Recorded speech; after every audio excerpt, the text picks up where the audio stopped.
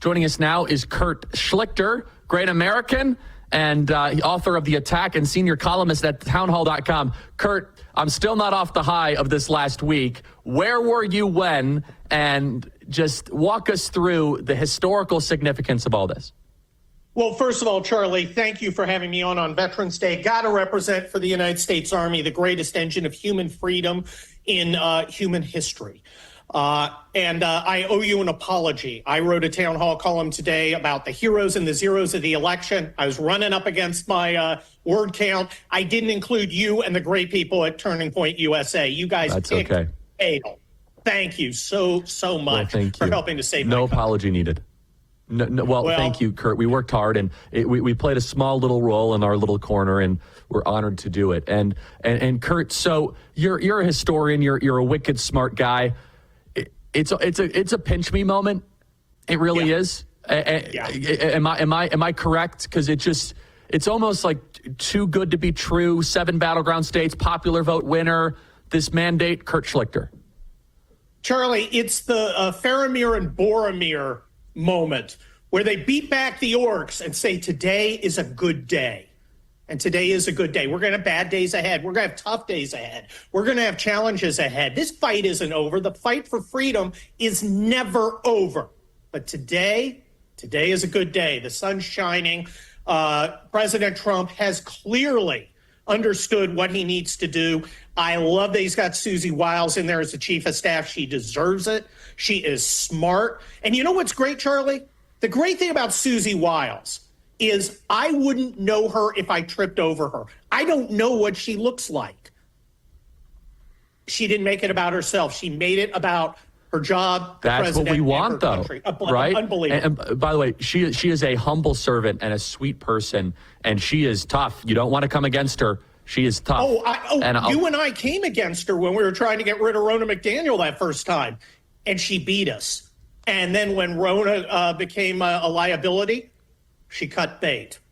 I love it. To Susie's great credit, she saw that Ronna was in the way of Donald Trump's victory, and Adi the Verci, via con Dios, and we got a much better RNC, Laura Trump and Michael Whatley. God, Can we talk about that? Can we talk about that, Kirk? Because I think that Susie and Trump's removal of Ronna at the time helped pave the way for this momentum throughout the year. I don't know that if Ronna would have stayed, people would have donated or trusted the RNC at all, and it actually would have created major leakage or bleed with the Trump movement. Oh, absolutely. Look, we wouldn't have had the legal effort this time was incredible. I've told you the story about how, Rick Grinnell asked me the day after the 2020 election, can you get out to Nevada? And I showed up and there was one RNC lawyer, great lawyer, brought his dog, but one lawyer? Are you kidding me? This time they're ready. They're filing suit. They got Harmeet Dillon and her team out there kicking tail. It was incredible. Man, Laura Trump and Michael Whatley, they deserve a huge amount of credit. And you know what? Take that, Mark Cuban. Take that. It turns out he doesn't have as much sway as he thought. Kurt, what are some of the macro lessons here? What was the message the American people were sending us in this triumph? I think what the American people want is to go back to normality. And what normality is not women having to have a boy pretending to be a girl in their locker room. It's not being afraid to speak up because you believe in Christianity. It is not economic decline. It is not being humiliated by foreign potentates. I'm going to write about this in Town Hall on Thursday. We want to make it the 80s again. And when I say the 80s, growing up then, you had a feeling of optimism. The economy was booming, and I think the economy is central for Donald Trump. I think everything depends on getting the economy right. Immigration's important, rebuilding the military is important, getting rid of racist DEI nonsense is important, but everything hinges on the economy because that is what I think people voted on. They want to be prosperous, they want to be secure, they want to live like Americans should. I refuse to give the next generation a worse America than the one I inherited.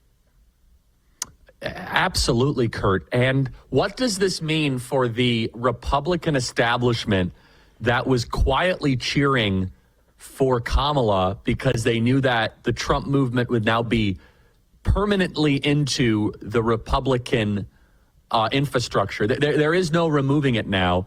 What does it mean for the Republican establishment?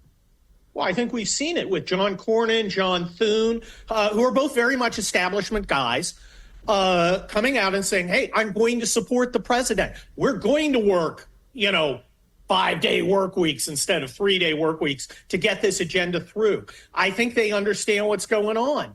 And I think Donald Trump needs to be prepared to go full Les Grossman from Tropic Thunder on any Republican who refuses to get on board. We're not going to tolerate the nonsense anymore, Charlie. The American people have spoken. They want action, and we're seeing action from the president. Every day we got another appointment. Yesterday it's Tom Homan. Today it's Stephen Miller. My gosh, I'm just waiting for Rick Grinnell to get Secretary of State, man. Watch the heads explode as we put in a pro-American, brilliant diplomat to actually advocate for American interests overseas instead of the interests of a bunch of foreigners. It's going to be glorious.